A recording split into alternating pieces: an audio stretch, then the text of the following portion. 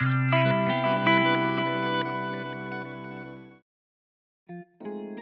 い、どうもこんにちは。ゆうきです。今日はですね、前回の Zoom MS70CDR に続いて、今回も Zoom のマルチストンプ、こちら。MS50G ですね。こちらを紹介していきたいと思います。Zoom のですね、MS シリーズ、マルチストンプ、マルチエフェクターの大ヒット商品なんですけれども、なのでこれすごく好きな方ってたくさんいると思います。で、発売したのもう随分前ですよね。長らく大人気でですね、今でも使ってる方たくさんいらっしゃいますよね。こちら前の MS70CDR の動画でも結構紹介したんですけど、こっちですね、この動画たち、本郷大地さんとは一緒に撮った動画なんですけど、ここでですね、この MS50 の使用事例だったり、いろんな音のサンプルっていうのはたくさんありますので、ぜひね、そちらをご覧いただいて、この動画を見た後にね、まだこっち見てないよって方は、ぜひね、そちらの動画を見ていただければなと思います。オーソドックスな歪みからですね、こんな音作るみたいな面白い音もね、ありましたので、ぜひご覧いただければと思います。ということで、本日は僕はですね、前の MS70CDR と同様にですね、こいつがどういうことができるのかっていうことと、またこんな音が入ってますよみたいなことを簡単に、全部の音はできないと思うんですけど、簡単な使用事例のサンプルを出せればなと思いますので、知ってる方はね、もうそんなの知ってるよっていう内容もありますが、これからこの MS50 マルチストンプいいなと思ってる方だったり、エフェクターボードの変成形的な容量がですね、足りないので、マルチで代用したいとか、これ1個でいろんな音出したいって方には参考になるかなと思いますので、ぜひね、最後まで見ていただけるととても嬉しいです。ということで、行ってみましょう。はい、というわけでですね、MS50G の音を見ていきたいと思います。まずはこれバイパスの状態なんですけど、今、エンプティ状態になってます。こんな感じでね、いろんな、セットが入ってます。これの中から、エンプティってあるんですけど、こうやってエンプティ、何も入ってないものを選んで、ここに入れていく感じにしましょう。バイパスの音はこんな感じですね。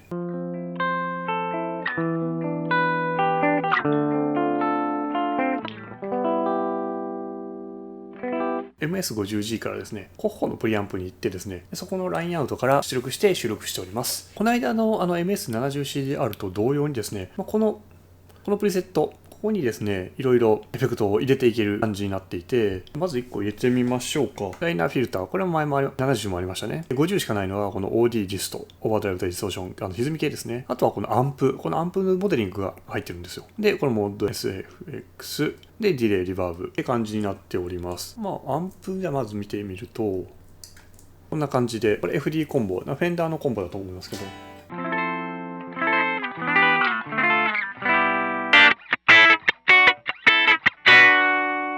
ちょっとシャリシャリしてますね。で、これでパラメーターがいじるんですよ。で、ゲインドトレブル、チューブってなんだろう。チューブ感を出せるみたいですね。これもですね、いろいろここで EQ いじれます。ハイがうるさいので、ちょっとハイを落とし目にして、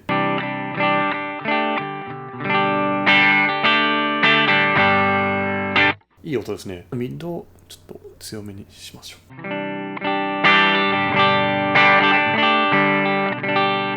こんな感じでいろいろ調整できます。プレゼンスがあるのがやっぱいいですよね。やっぱアンプって感じ。プレゼンスはちょっと上げたいです。は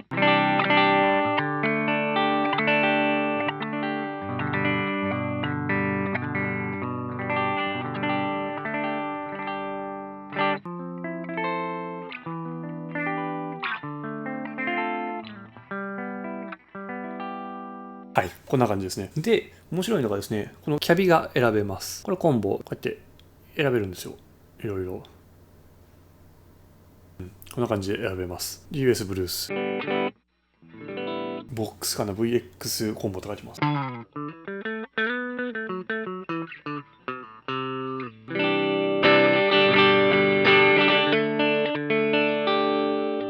んな感じでできます。で、たくさんあるんですよね。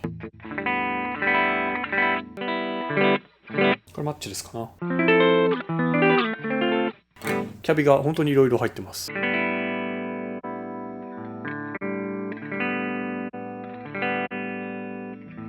すごいですよね。こんなにたくさん入ってるんですが、これブルースブレーカーかな。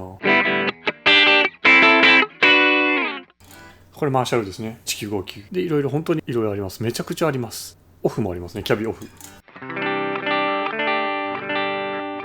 ですので、ラインに入れるときはこのアンプを入れてあげて、アウトをラインにしてあげるのがいいかなと思います。で、このアンプモデリング使って、多分アンプのリターンに挿すみたいなこともできると思うんですよね。こんな感じですね。今ラインですけど、コンボのフロント、これはコンボアンプのインプットってことですね。スタックのフロント、スタックのインプットってことですかね。で、コンボのパワーアンプ、コンボアンプの、パワーアンプですね。だからリターン差しですね。するときはこれを使うみたいな感じですね。スタックアンプのパワーアンプ。だからこれはスタックアンプのマーシャルとかヘッドアンプのリターンに挿す場合はこれですね。って感じです。ここがね、選べるのがすごいなと思って、この時代でもこういう感じで選べるのがあったんだって思います。今のプロセッサー系はこの辺が選べてのは当たり前ですけど、実はこういう感じでアンプ趣味のアウトの設定とかキャビの設定とかが細かく実はできるんですよ。で、キャビに戻ると、キャビは今あんまりこうパッキンのが嫌いなんで、フェンダーコンボにしておきます。とってもいい感じですねで、あとはこれアンプ今フェンダーコンボですけど、こうやっていろいろあるんですよ。ただ弱点としてはやっぱノイズが結構乗りますね。特に歪み系とか US ブルース。はい、ちょっとノイズが結構乗るので、後でノイズリダクションで処理したいと思います。ざーっと回していくと、こうやってボックスのコンボとかいろいろありますよね。マッチレス。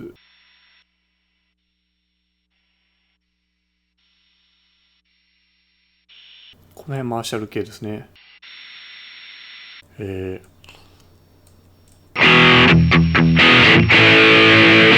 ノイズがやばいんで、歪みの処理だったり、ボリュームの処理だったり、ノイズリアクションの有無だったり、その辺は必ずですね、細かく調整してあげる必要があります。じゃあ、フェンダーに戻りましょうか。さっき設定したフェンダーコンボに戻ります。ここから、じゃあ追加していきたいと思うんですが、この状態で、ここですね、長押しすると、こっち側、アンプの前に置きます。アンプの前にエフェクトだったり足せるんで、こっちだったら、こっちを長押しすると、アンプの後ろ側ですね、左にいきます。なのでですね、長押ししてアンプの前にエフェクトを追加していきたいと思います。やっぱノイズがすごく自分は気になって嫌なので、ノイズリダクションを入れたいと思います。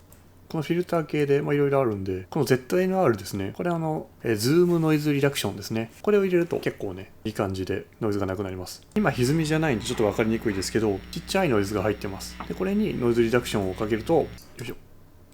はい、なくなります。完璧です。ノイズリダクション系だと、あとノイズゲートっていうのがね、あるんですよ。これも一緒ですね。こっちの方が強力にかかる感じですね。ノイズゲートなので、音が鳴ってないときは、ゲートが閉じてる状態で、音が鳴ったらゲートが開くような状態にします。なので、弾いてないときは G っていうノイズは、このノイズが、ゲートが閉まるので、その G っていうノイズをシャットアウトすると。で、弾いた強い入力が入れば、こいつが、弾いたんだなと思って、ギターの音を出すためにゲートを開く。みたいな仕組みですね。ノイズゲートの方が強く効きますね。あんまりかけすぎると、細かいニュアンスだったりが消えちゃうんで、ちょっと注意が必要ですけど、今回は ZNR を入れたいと思います。はい、今、フェンダーコンボと ZNR が入りました。じゃあちょっと残響が欲しいなと思いますので、アンプの後にリバーブを足したいと思います。よいしょ。このディレイリバーブっていうのを選んで、これも空間系がたくさん入ってます。ディレイがあったり、これテープエコーですね。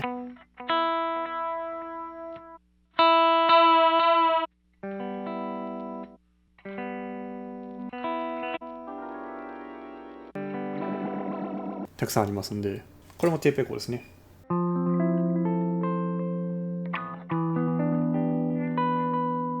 今リバーブを探しております。この絵を見ればね、大体分かる人は、これは何のモデリングなんだなっていうのが分かると思うんですけど、こういういろいろ入ってます。個人的にこのスローアタックが好きですね。バイオリン奏法みたいなことができるっていうか感じですね。で、アイスディレイ。これもね、面白いんですよ。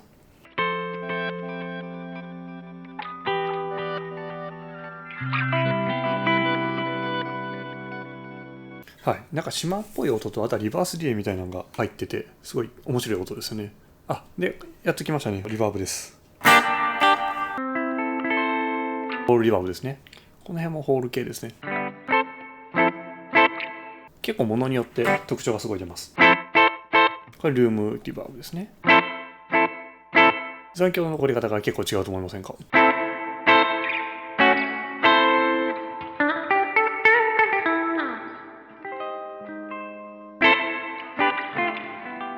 この辺が好きなので、スプリングリバーブを置いてみたいと思います。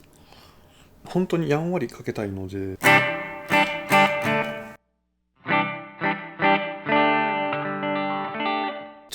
ダークにしたいのでトーンは抑えますね。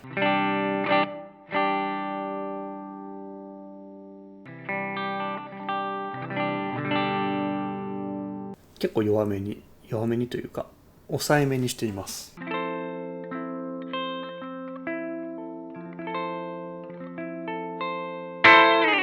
こんな感じですね。これももう一個ページがあって、トレイルっていうのはオフにした時に音が残るかどうかですね。やってみますと、はい、切っても残響が残るっていう感じですね。これをオフにしてやると、お分かりいただけたでしょうか。オフにするとですね、その場で残響が消えます。なので僕はオンにして使いたいなと思います。で、エフェクトレベルですね。で、プリディレイ。この辺も調整してあげれば、ちょっとだけ。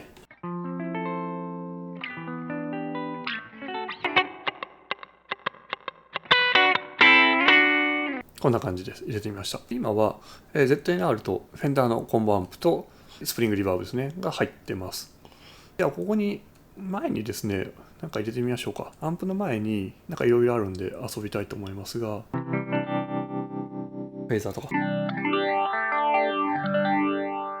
この辺は 70CDR でもたくさん入っているところなので、もうそれなりでいいかなと思います。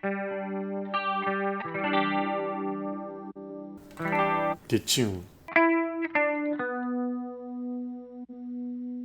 あ、これあれですね、C1 ですね。ボスの C1 ですね。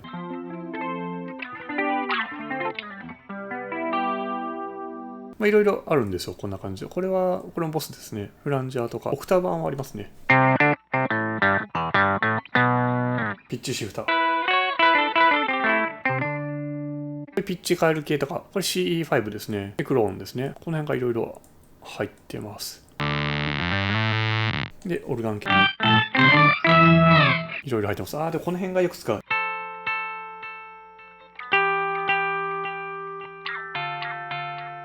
こんな感じでいろいろ入ってます。で、容量が重いものが入ってきて、もう容量がパンパンになってくるとこんな感じでもう容量いっぱいですよ。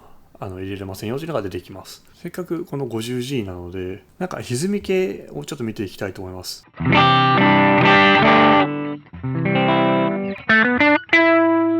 RC ブースターですね。これスイートハニーじゃないですかね。これトーンベンダー。TS 系ですね。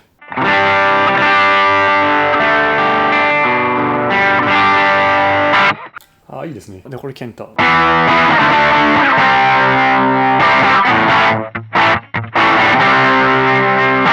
腰シもありますね。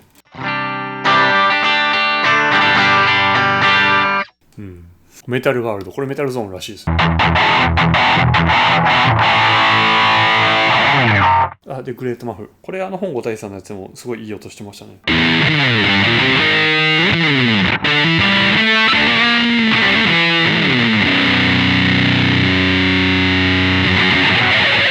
なかなかすごいいかつい音がしますね。これ DS1。これがチューブスクリーマーですかね。低音と高音がなくなってミッドに一気に寄る感じですね。で、これが OD1 ですね、多分。これも同じ感じですね。ミッドに寄る感じですね。OD1 をじゃあ入れてみましょうか。すみません。原因はめっちゃ落として。原因を落とすと、このキラキラしたところもなくなっていく感じがするので、ちょっとトーンを上げて。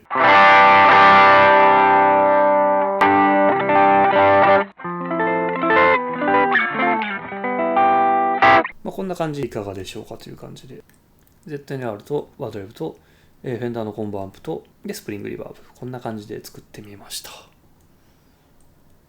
基本的にはこのページにしておいて、で、OD1 をポチッと切るんですね。ページにあるエフェクターをつけたり消したりできるので、オーバードライブは消しておいて、ポチッと。済ましたい時にこれを踏むみたいな感じでいかがでしょうか。で、必要がある時に、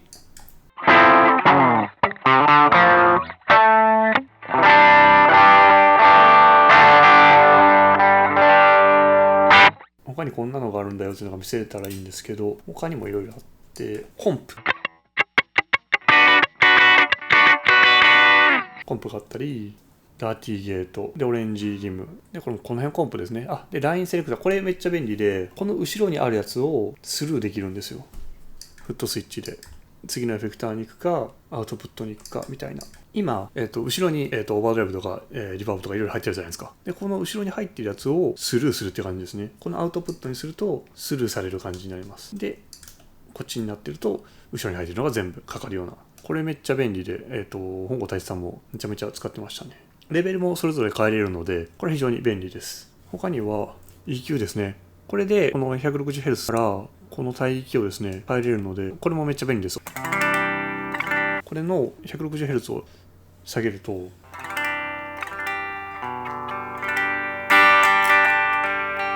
一気にローがなくなりますね。でここも 400Hz を下げるとこの帯域が減ったり上がったり。これもねめちゃくちゃ便利ですね。細かい音作りには必須じゃないかなと思います。でこれが次のページに行ったらこの 12kHz までできるので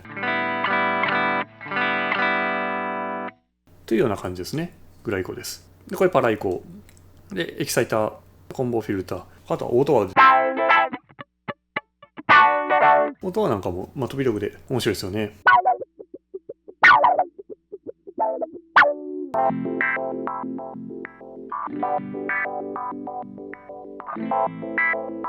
こういうのも好きですね。でドライブのページに来ましたね。こんな感じでね、もういろいろあるんですよ。めちゃくちゃ今紹介した中でもいろいろありましたよね。で、ドライブだったりがもし気に入らないんだったら別にそれ使わないで、アンプモデリングとかリバーブだけとか、もう気に入ったやつだけ使えばいいのかなと思います。そのためのね、このコンパクト設計で他にも組み合わせれるような、ストンプボックス型になっているので、この辺はね、臨機応変に他のドライブペダルと合わせて面白い音とかいい音を作っていくのがいいんじゃないかなと思います。あとはですね、言っておきたいのがいろいろあってですね、エフェクトチェーンっていうのはこの順番ですね。この順番を入れ替えれるので、今入れた順番のものをこれで変えれます。今コンボアンプは後ろから2番目にありましたよね。